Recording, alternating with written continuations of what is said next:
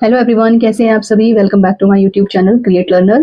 तो देखो, जैसे कि आपको स्क्रीन पर दिख रहा होगा कि हम लोग इंडियन ज्योग्राफी को स्टार्ट करेंगे। मैंने फिजिकल ज्योग्राफी, वर्ल्ड ज्योग्राफी को स्टार्ट कर दिया है, जिसमें मैंने आप लोगों को कुछ लेक्चर्स कंप्लीट कराए हैं। साथ के साथ हम लोग इंडियन ज्योग्राफी को भी लेकर चलते हैं कि भाई धीरे धीरे करके हमारा इंडियन ज्योग्राफी के भी बहुत इंपॉर्टेंट जो पॉइंट्स होते हैं। और देखो, मतलब एक टॉपिक बहुत कम होते हैं लेकिन बहुत इंपॉर्टेंट पोर्शन होता है इसका भी, तो साथ के साथ हम इसको भी कवर करते चलेंगे। ठीक है,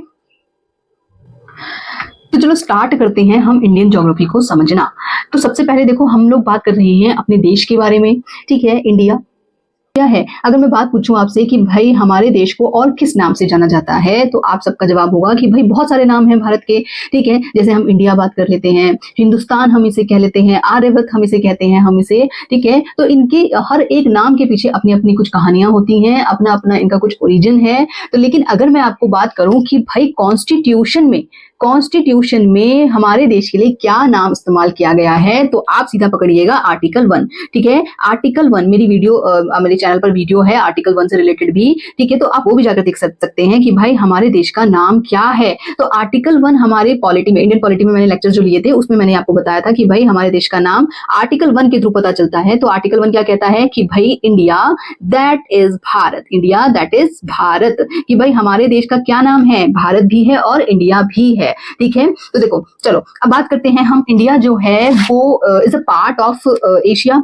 ठीक, अगर मैं बात करूं कि भाई हमारे पूरे दुनिया भर में, पूरे वर्ल्ड में कितने कॉन्टिनेंट्स हैं, कितने महाद्वीप हैं, तो उसमें से आपके पास एक महाद्वीप आता है एशिया, और इसी का पार्ट क्या है, इंडिया। ठीक है, तो देखो अगर मैं आपको मैप दिखाऊं यहाँ पर, तो देखो ये वर्ल्ड मैप है, और इस वर्ल्ड मैप में आपको देखो ये सारे के सारे कॉन्टिनेंट्स हैं। लाइक नॉर्थ अमेरिका है, यहाँ पर साउथ अमेरिका है, यहाँ पर अफ्रीका है। ठीक है, ये पूरा का पूरा एशिया कॉन्टिनेंट है। यहाँ पे यूरोप आ जाता है, ये ऑस्ट्रेलिया हो गया आपके पास, यहाँ नीचे आपके पास अंटार्कटिका होता है। ठीक है, तो इस तरीके से हमारे पास बहुत सारे क्या है, कॉन्टिनेंट्स हैं, और उन्हीं कॉन्टिनेंट्स का एक सबसे बड़ा जो कॉन्टिनेंट है, सबसे बड़ा जो महाद्वीप है, वो है आपके पास एशिया कॉन्टिनेंट, और इस कॉन्टिनेंट का ही भारत क्या है, हिस्सा है। ठीक है, तो इंडिया क्या है, is a part of Asian continent. Clear हुआ।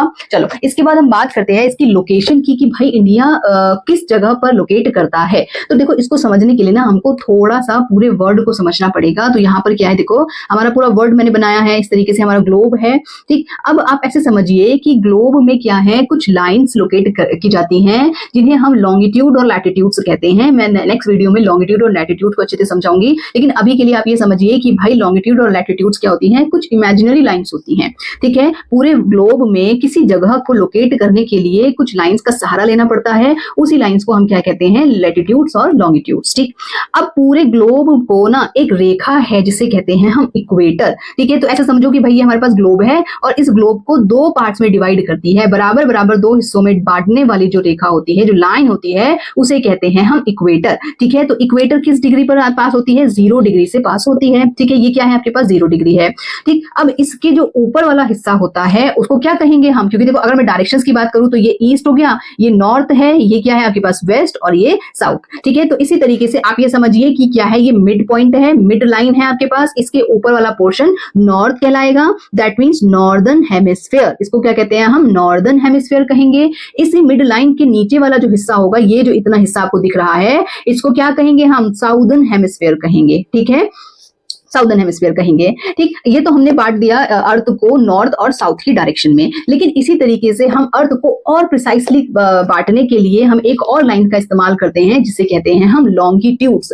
लॉन्गिट्यूड्स अर्थ को क्या करती है, आपके ईस्ट वेस्ट पार्ट में डिवाइड करती है। ठीक, तो एक लाइन है जिसे कहते हैं हम 0 डिग्री। 0 डिग्री, ये समझ लीजिए, ग्रीन लाइन आपको दिख रही है ना, ये 0 डिग्री है, और इसके इस वाले पार्ट को हम क्या कहेंगे, ईस्टर्न पार्ट कहेंगे, और इसके इस वाले पार्ट को क्या कहेंगे, हम वेस्टर्न पार्ट कहेंगे। दैट मींस लॉन्गिट्यूड्स, मतलब ऐसा समझो ग्लोब के ऊपर खड़ी जो लाइंस होती हैं उनको लॉन्गिट्यूड्स कहते हैं, और जो लेटी हुई लाइंस होती है ना उनको हम लैटिट्यूड्स कहते हैं। ठीक है, तो इसी तरीके से अब हम क्या कह रहे हैं कि भाई जो आपकी जो पूरा का पूरा ग्लोब है उसको हमने अलग अलग लाइंस में डिवाइड कर दिया। ठीक, अब तो इसके इधर वाला जो ग्रीन वाली लाइन है, इसके इधर वाले पोर्शन को हमने क्या कहा, ईस्टर्न पार्ट, और इधर वाले पोर्शन को वेस्टर्न पार्ट कहा। ठीक है, तो अब मैं अगर आपसे पूछूं कि जो आपको ग्रीन ग्रीन दिख रहा है ना, ये हमारा इंडिया है। तो अब इंडिया की आप पोजीशन बता सकते हो कि इंडिया किस जगह पर लोकेट करता होगा। तो देखो यहाँ पर इंडिया कहाँ है, इस तरीके से है ना, इंडिया यहाँ पर ये देखो इस तरीके से है। इसका मतलब इंडिया क्या है, अगर इक्वेटर से देखा जाए तो इक्वेटर के नॉर्दर्न पोर्शन में है, ठीक है, इक्वेटर के नॉर्दर्न पोर्शन में इंडिया लाई करता है। लेकिन जब हम लॉन्गिट्यूड के रिस्पेक्ट में देखेंगे, 0 डिग्री लॉन्गिट्यूड के रिस्पेक्ट में देखेंगे तो ये ईस्टर्न पोर्शन में लाई करता है। दैट मीन्स यहाँ इस जगह पर पोर्शन में क्या कहेंगे हम इसे,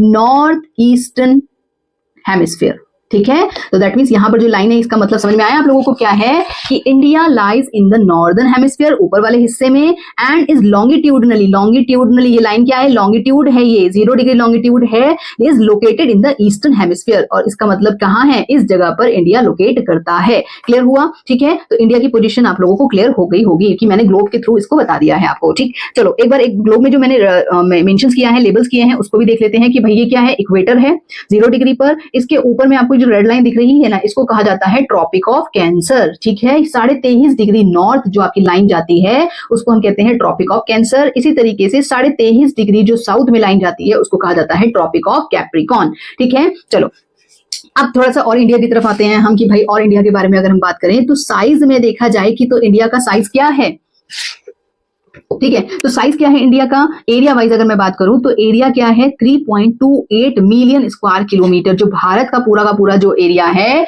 इस तरीके से यहां पर देखिएगा आप लोग कि ये जो पूरा का पूरा एरिया है, ये जो आपको दिख रहा होगा, ये कितना है, 3.28 मिलियन स्क्वायर किलोमीटर है, ठीक है। बहुत बड़ा एरिया अपने आप में क्या करता है, कंटेन करता है ये, ठीक। अब टोटल ज्योग्राफिकल एरिया पूरे वर्ल्ड का कितना परसेंट है, 2.4% of total geographical area of world. पूरी दुनिया का कितना हिस्सा हमारे पास है, 2.4% है, ठीक है। चलो दुनिया भर की कौन सी मतलब लार्जेस्ट कंट्रीज में से हमारी जो कंट्री है वो 7th नंबर की लार्जेस्ट कंट्री है। दैट मींस सबसे पहला आता है हमारे पास रशिया, फिर आता है Canada, USA, China, Brazil, Australia, और 7th नंबर पे आता है हमारा India. India is the 7th largest country in the world after Australia, ठीक है। ऑस्ट्रेलिया के बाद 7वें नंबर पे आता है। अब मैं आपको एक ट्रिक बताती हूँ कि कैसे हम लोग इन सारी कंट्रीज को एक सीक्वेंस में याद करेंगे। तो देखो यहाँ पर ट्रिक क्या है, रुस्तम चाचा उबर चला के बिहार आए, that means Rustam for Russia, चाचा फॉर कनाडा, उबर दैट मीन्स यूएसए, ठीक है, चलाकर that means China, Bihar for Brazil and आए फॉर ऑस्ट्रेलिया। इसके बाद हमारे पास इंडिया आ गया, ठीक है। तो ये जो ट्रिक है ये बहुत इंपॉर्टेंट हो जाती है हमारे याद करने के लिए कि भाई सीक्वेंस भी आ जाता है कभी कभी ना, कि भाई कौन सा सीक्वेंस, हमारे जो इंडिया है वो दुनिया भर के कौन से देशों के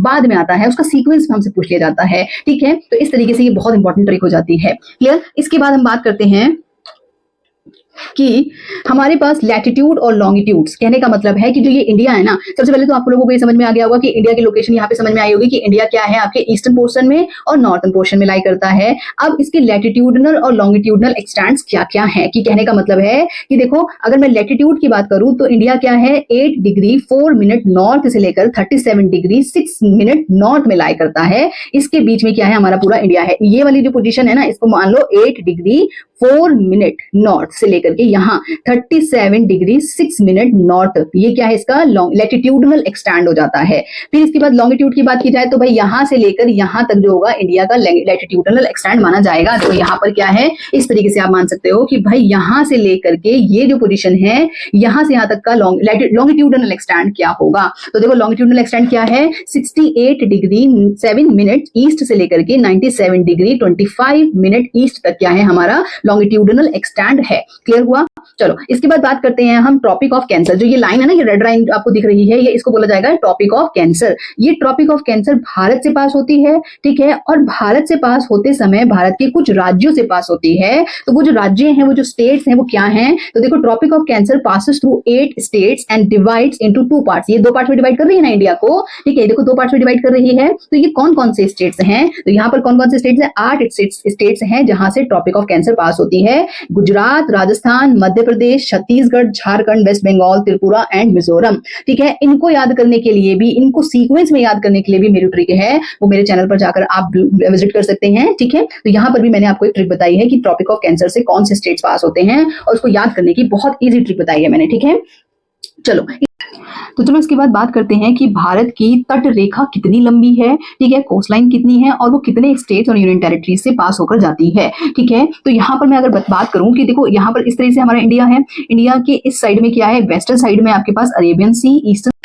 तो चलो इसके बाद बात करते हैं कि भारत की तट रेखा कितनी लंबी है, ठीक है, कोस्ट लाइन कितनी है और वो कितने स्टेट्स और यूनियन टेरिटरी से पास होकर जाती है, ठीक है। तो यहाँ पर मैं अगर बात करूं कि देखो यहाँ पर इस तरह से हमारा इंडिया है, इंडिया के इस साइड में क्या है, वेस्टर्न साइड में आपके पास अरेबियन सी, ईस्टर्न साइड में बे ऑफ बंगाल और साउदर्न पोर्शन में क्या है, इंडियन ओशियन है, ठीक है। तो यहाँ पर बहुत सारे स्टेट्स की क्या है जो समुद्र से मिलते हैं, दैट मीन्स यहाँ पर तट रेखा है। तो अगर टोटल लेंथ की बात मैं करूं तो ये है आपके पास 7,516 किलोमीटर है, जिसमें से 6100, ठीक है, 6,100 किलोमीटर तो ये वाली जो लैंड है ना, मेन लैंड वाली है, ठीक है, और प्लस आपके पास 1,197 अप्रॉक्स किलोमीटर जो है आपकी, वो है आपके आइलैंड्स की जो टोटल लेंथ है, ठीक है। तो इस तरीके से टोटल मिलाकर के क्या हो जाती है, 7,516 समथिंग, आपके पास कहीं कहीं पर 17 भी दिखेगा आपको, तो ये टोटल आपकी तटरेखा हो जाती है, ठीक है। अब ये पास कौन कौन से स्टेट्स से होती है, तो देखो यहाँ पर 9 स्टेट्स और 4 यूनियन टेरिटरीज हैं जहां से ये जो आपके पास तटरेखा है वो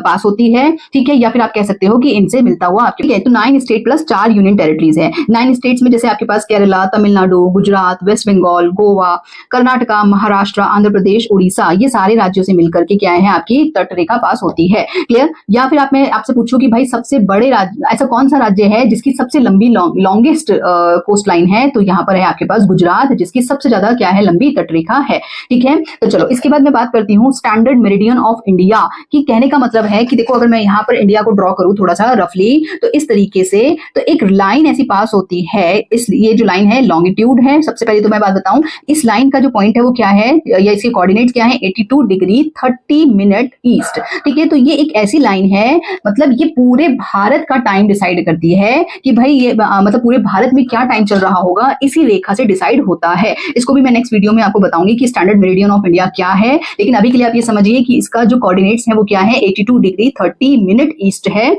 और पासेस थ्रू मिर्जापुर इन उत्तर प्रदेश। कहां से पास होती है, उत्तर प्रदेश के मिर्जापुर से पास होती है। ये बहुत इंपॉर्टेंट आ जाता है। इसको लेकर के कुछ क्या है आर्ग्यूमेंट्स भी हैं कि भाई टाइम चेंज कर देना चाहिए, नॉर्थ ईस्ट के कुछ इश्यूज हैं, ठीक है। तो इन सब चीजों को लेकर के हम एक नेक्स्ट वीडियो में पढ़ेंगे कि भाई कैसे चीजें मतलब स्टैंडर्ड मेरिडियन क्या है और इससे रिलेटेड क्या इश्यूज हैं, ठीक है। तो अभी तक के लिए आपको वीडियो पसंद आई हो तो प्लीज चैनल को लाइक शेयर एंड सब्सक्राइब जरूर कीजिएगा। Thank you.